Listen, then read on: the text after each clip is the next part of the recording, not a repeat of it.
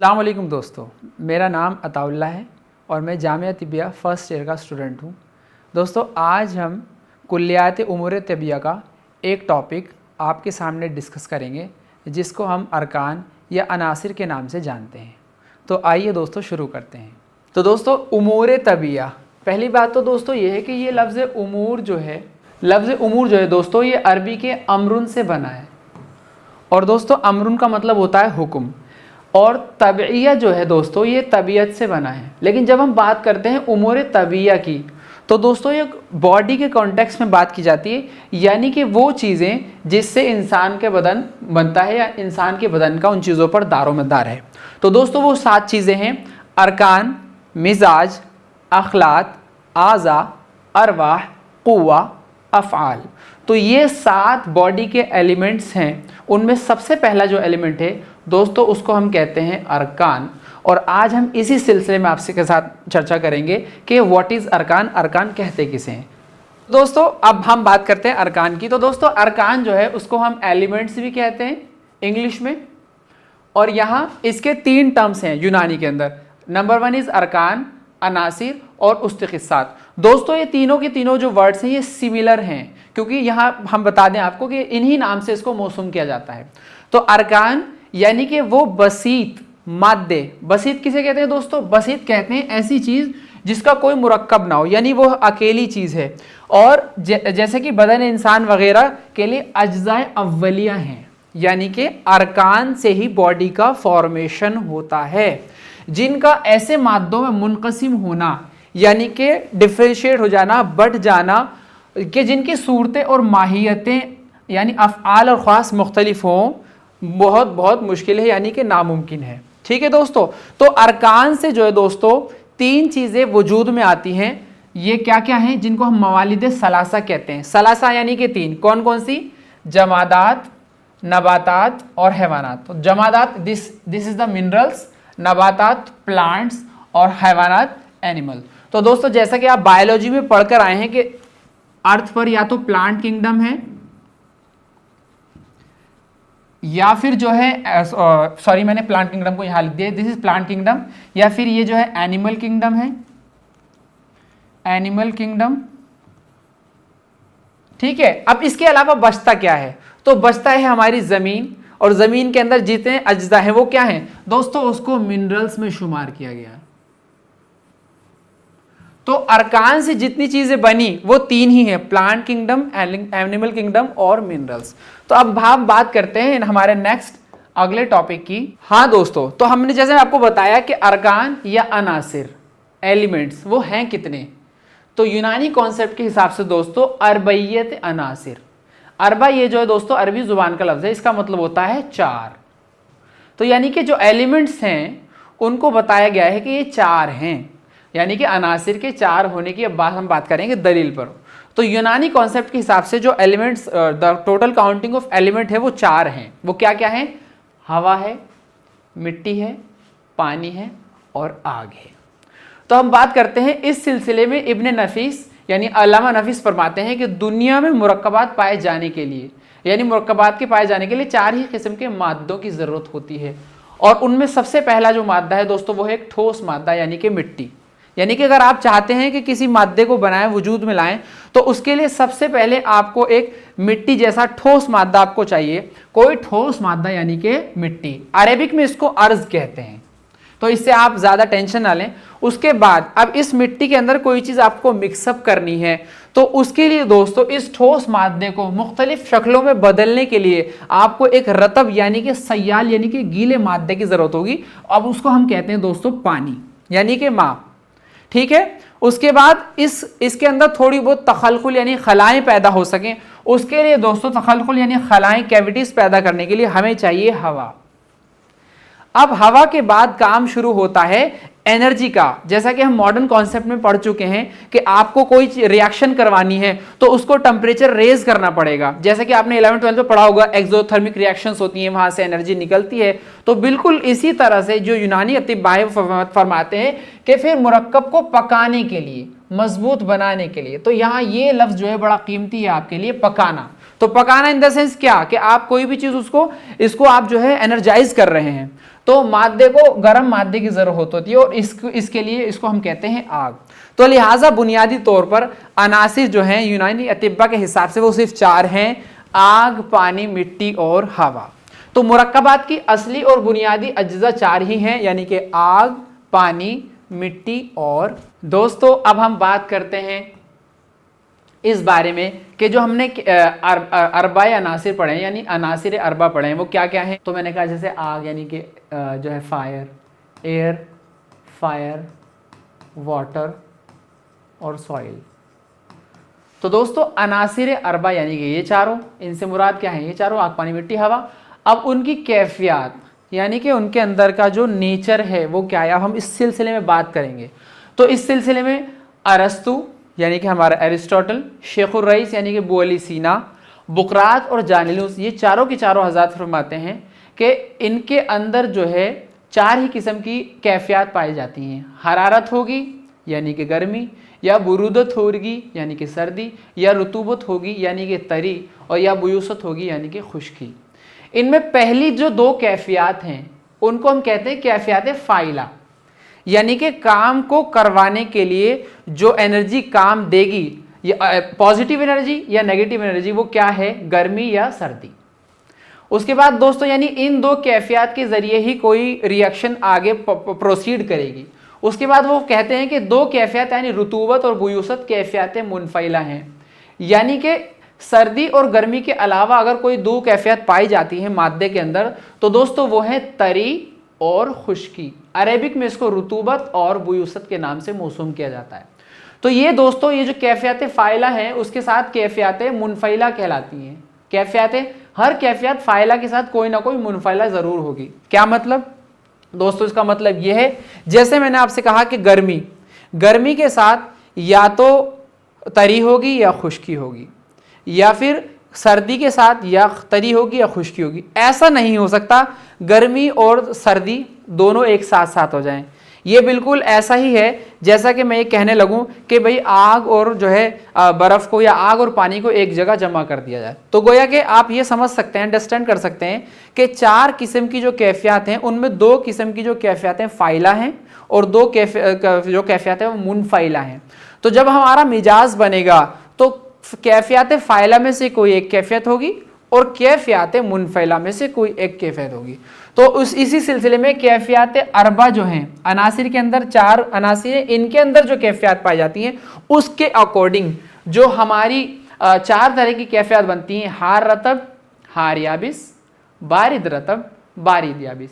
यानी गर्मी के साथ तरी, गर्मी के साथ खुश्की, सर्दी के साथ तरी और सर्दी के साथ खुश्की।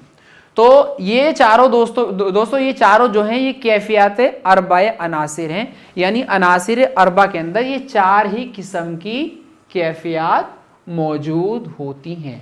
दोस्तों हम बात करते हैं अनासिर अरबा की कैफियत क्या है। जैसा मैंने आपको पहले बताया कि 4 किस्म की कैफियत मैंने आपको अभी बताई थी, समझाई थी, हार रतब, हार याबिस, बारिद रतब, बारिद याबिस। तो अब यहां पर जो अनासिर अरबा है यानी कि एयर है,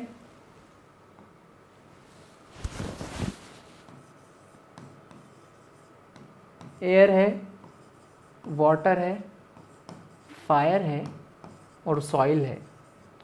तो अब उस कॉन्सेप्ट पर जिस पे हमने अभी बात करी थी अनासिर अरबा के कॉन्सेप्ट पर, तो वो जो कैफियत थी उसको हम अब इससे रिलेट करेंगे कि मिट्टी, पानी, आग और हवा जो है उस कैफियत से कैसे इंटर रिलेटेड है। तो दोस्तों हम बात करते हैं आग। आग जो है उसके अंदर पहले आपको मैं मोटी मोटी चीज समझाता हूं। देखो आग जो है वो गर्म होती है या नहीं होती, बिल्कुल होती है। पानी जो है वो ठंडा होता है, बिल्कुल होता है। अब अनासिर जो है इनमें सबसे नीचे का जो अनासिर है वो क्या है, वो है मिट्टी यानी कि सॉइल।